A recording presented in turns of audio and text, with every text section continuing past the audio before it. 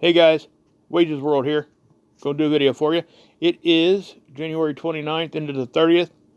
We're gonna talk about the Schumann here, but we're gonna go over some the flu update and some things going on with that. And plus, there was a pretty decent sized CME popped off the sun. It's actually pretty impressive, but it's not coming at us. And I'll show it to you guys. And there's some stuff around that I want to talk about anyway. But we're gonna start here with the Schumann. I call this a bipolar signature. Okay. You know how we talk about how this affects our psyche and how it affects us physically. You know, this is frequency and vibration.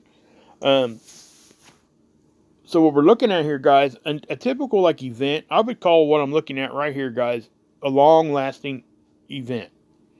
Now I know it doesn't look that impressive, but if you dissect this a little bit, a typical event would be this white staying all the way through solid. But what we're seeing is individual spikes off and on, off and on, off and on. So what I'm saying here is if you're experiencing something right now, past few days, where you feel good for a minute and then you don't. You feel good, don't. Bad, good, back and forth, back and forth. This is kind of what this looks like. Okay?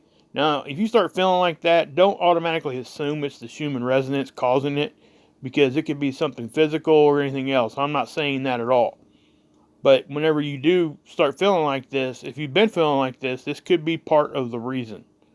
Now, again, don't ever discount something physically being wrong, because you need to make sure that ain't the case before you go straight to this. Okay? If you're getting tendonitis, something that isn't really that big of a deal, then yeah, go check this out. And it does almost every time when I get the ringing in my ears, this thing is going crazy. So, take that for whatever it's worth. But that's why I'm calling it like a bipolar thing. I mean, because it's like somebody's flipping a switch. So if you guys have been feeling that, that might be what it is. But yeah, so that's going on with that. Hey guys, I do want to make a correction on my video from yesterday. I was using GMT time, and for some reason, my mind went to mountain time. I don't know why it did that, but it's just what happened. I made a mistake. GMT time is essentially the same as UTC. Okay? So if you guys viewed my video from yesterday, just when you see that, just know that it's the same as UTC. I do apologize. I was talking about these buoys. And yeah, guys, I'm not an expert at all, and I've said this before a bunch of times. I'm not an expert at all on earthquakes and buoys and all that kind of a thing. I would point you guys over to Scott and Dutch Sense.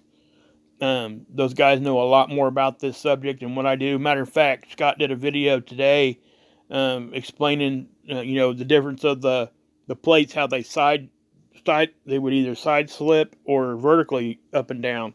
And the one that happened down here yesterday with the earthquake and stuff, it was slipping side to side instead of up and down. If it had been slipping up and down, those are more likely to cause big tsunamis. So I would encourage you guys to go over and check Scott's video out that he did today on this, because, man, I learned a lot just from watching it. He goes over how when the earthquake happened, how it went, just resonates through the whole earth, and it shows you what those look like on all the other seismographs. So go check that out. I mean, if you guys are wanting to learn a little bit more about that, go check that video out. I'll leave a link to his video. And so yeah, these buoys were acting up at the same time as the earthquake, instead of what I said yesterday. They were like hours apart, like 7 hours. That wasn't the case, because I mixed myself up on the time zones there. I do apologize about that. I did have surgery in the morning. Not making excuses, but I probably should not even have been doing a video yesterday, because I just wasn't. Yeah. Anyway, so we're going to go ahead and move on. We're going to talk about the virus for a second. Then I'm going to show you guys a large CME that blew off the sun, and it's not coming at us, but I do want to show it to you. Okay, guys, this is the update on the virus. And again, these are official numbers that these guys are using. And that's really all we got to go off of. But I think all of us know that these numbers are a lot higher. You can go speculate how high it is, but the fact of the matter is, I don't think any of us are ever going to get an exact number on this, just for the fact that, number one, where this happened over there and how they, when it happens over in China and stuff like that, they suppress stuff anyway. We know that. You're just never going to get 100% correct information through the proper channels. Now, I tend to go off of the back channels more when we're talking about stuff like that, because it seems to be more accurate. Mike and Sydney did a great video today on it. I would definitely go check that out, because they were talking about the mortality rate, and about a Harvard scientist that actually was arrested and they were talking about how this virus, it was almost impossible for this to be a natural mutation. This had to be in a lab at one point and got out, probably. That's kind of the way I was understanding it. But regardless, however it got out, and that, but what that means is other people probably have this too. So you could go down that line of thinking of, could it be used in nefarious ways in other parts of the world? So Mike and Cindy did some videos on that today. You guys need to really go check that out. They know a lot more about that than I do. I'll leave a link to their videos. But yeah. And then, I kind of got an update from Hopi and the guy he had over in China, how they were trying to get those guys out through the military planes and bring them back home, and and quarantine them for a while and this and that. That's still happening. I think we've all heard some of those planes that were coming in got diverted to some military bases and all that kind of stuff too. There's a lot going on, guys, right now. That's what I'm trying to say. But as far as the flu, it's almost up to 8,000 cases. It's not quite there yet. About 170 fatalities. And this number just keeps growing, guys. And it's going to. Just is what it is. And there's not much other than getting masks and stuff like that. Trying to get personal protection. Trying to prepare for something like that if it does blow up over here. At least you got something. You got some security there. Some peace of mind that you have something to at least help prevent you and your family from, possibly coming into this. So, but I did want to show that to you guys. We're going to go ahead and move on to the CME part. Okay, guys, I got you guys over here at Seeds, where I take you guys all the time, right? And this is a perfect example of how they don't show us information when we really need to be seeing it, okay? Or for whatever reason. Now, this isn't just on Seeds, and I'm going to show you what I mean here in a second. Now, we're going to click on the Alaska C2, and it only gives us this. This is all the data we got for the whole day. Now, here in a couple days, they'll probably update this and put the data in there. They normally do. I don't know why they're not doing it now on an up-to-date type of thing, because they're usually really good about this. So let me stop that you're only getting 2 captures anyway. So you're seeing this, right? I mean, it's just, yeah. And what bothers me is right here, because that's where the CME blew off at. You can see it starting to show up, but then they cut the feed, or they didn't show us any more data. So that's what I want to point out here. So what do we do? What do we go look at? Well, we go look at Stereo A. So Stereo A is here too. And over here at Seeds, if you just stopped at Seeds, you're only getting a couple hours of data here too. Why? I mean, is this Seeds site having some issues? Has to be. Okay, I don't know what's going on with the Seeds site. But luckily, there's other places we can go look to see what's going on. And this is the best place to look, because you get the more clear pictures. They're not as pixelated, and you get this difference that's over here on the black and white. And you don't get that on the other sites usually. So that's why I go here. So hold on a second. I'll take you over to ISWA. Actually, guys, I'm going to take you to SDO first, because this is what I did. When I seen the missing data over there on Seeds, I thought, well, I'll just go look at the SDO and see what's going on. This is our view of the sun. The satellite sits right out in front of us, about 1 million miles closer to the sun than what we are. And this is what I seen, and this is where I caught the CME. Because if you look over here, guys, and this is actually, it's a fairly large one. You can watch it erupt off here. It takes it a minute, and then watch. It's just going to blow on out. Okay? That did not get recaptured by the sun. That flew out of the sun. That energy left. Okay? A lot of times, like I talked before, it does get recaptured back in. But this one did not. And you can actually even see, if you look close enough, you can see how when it blew off, even down here, you had a smaller one kind of get tugged with it. Like it just reacted there also. You can't see it real well here, but it, there it went. But anyway, this is where I went first, and that's where I seen it, and I thought, well, I'll have to check it out some more and see if it actually is coming at us, what's going with this. Looking at this, it looks like, obviously it looks like it's blowing off to the left of the sun. But even though it looks like it went like that, it could actually be coming more like this. Alright? So that's why we check the other satellites and the other perspective views from the other satellites that are out there. Okay, guys, this is this one. This is LASCO C2. This is the same one that I showed you over at Seeds. But this is why I go to the other sites, because it does give us some more data. But check this out. You're going to see the CME. I'm going to show you the CME first. So as we roll through here, look at the left side. See that little blip? That ain't really nothing. Don't worry about that. And then you see how it's starting to erupt there on the left side? See how it blows out? Okay, now you see that big jump right there? How it was there and it's not? Well, look at the timestamps. Okay, 29:15 to 6 UTC on the 30th. I mean, come on. Really? Right at the time that the CME is blowing off the sun? Why are they doing that? It's happening almost every time now, guys. Okay? We're missing, let's see here, 14 hours.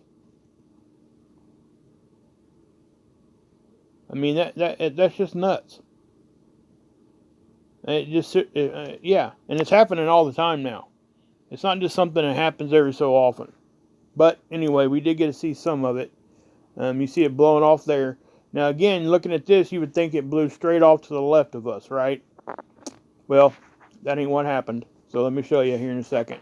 This is our view. The Earth is here, okay? And the satellite is right about here, looking at the sun. So from our perspective, it looks like it blew off to the left, if this is the only thing we looked at. Well, we got stereo A. Okay, so we're going to take a look at that. Stereo A sits off, orbits the sun in the same orbital pattern as the Earth, but it's off to our left. It's behind us, basically, or ahead of us, however you want to look at it. But to give you a reference, that's stereo A, and the Earth is over here.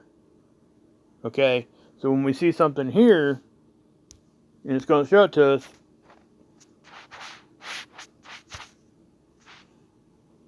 Okay, see it erupting? See how it looks? It's blowing off to the left of stereo A also, kind of in between. So what's going on is that this thing is blowing off more towards the back of the sun. Not all the way to the back, but again, Earth's here, stereo A is probably about right here. Well, in this view, it's actually right here. I guess I should change the position of the Earth if I'm going to do that. Position of the Earth is probably kind of like right here. Stereo A would be here. Okay. This is the view that's looking at the sun. That's why this thing is blowing basically towards the back of the sun off to the left. Okay, from our view. Hope that helps. But yeah, that was what bothers me is, again, look, even stereo A missed like 7-8 hours of data. And it's doing this every time we're catching CMEs now. And we always got to go back and wait, because then they start entering the data again. And it makes you wonder if they're altering this data before they input it back into the system. And that's kind of what we're thinking, at least I am right now, that's what's going on. Especially when you see this happen on 2 different satellites at the same time. At the same time, we have a CME. So, take that for what it's worth.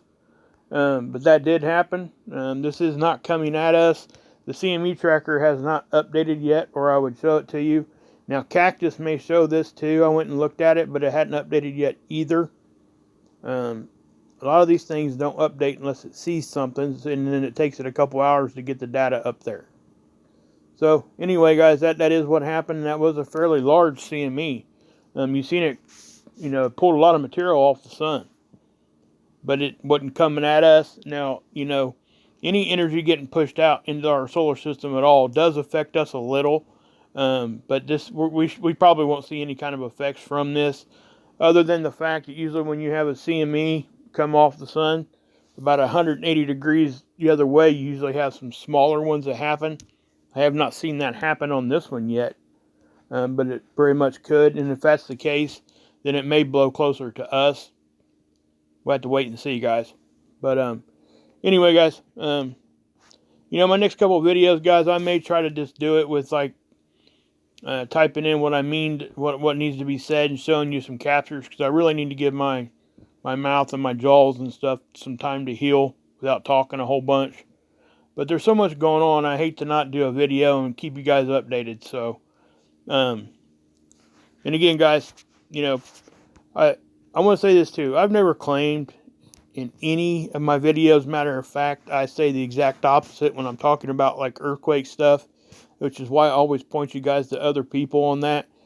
I am in no way, shape, or form an expert, and I will make mistakes. But when I make a mistake, I do come out and say it. Like the buoys, the buoys, I guess, I'm not really sure on that. I'm still researching that. Sometimes they'll go into event mode if they catch seismic waves. It doesn't actually have to be it bouncing up and down. Go watch Scott's video today, and he explains that real well about the S wave and how vertical, and there's a lot to it. But if you guys want to learn, go look at that, because it most certainly does explain things, and it explains it in a visual way. So again, guys, go check him out. Go check out Evolutionary Energy Arts. Their updates and stuff has been on point with this flu. They're staying on top of it, so just check it out, and check out Hopi. He's giving updates too. There's some people that he knows over there and what's going on with that. He's got some inside track information on that. So guys, just check it out. God bless. Shua saves, and you can drink this Kool-Aid.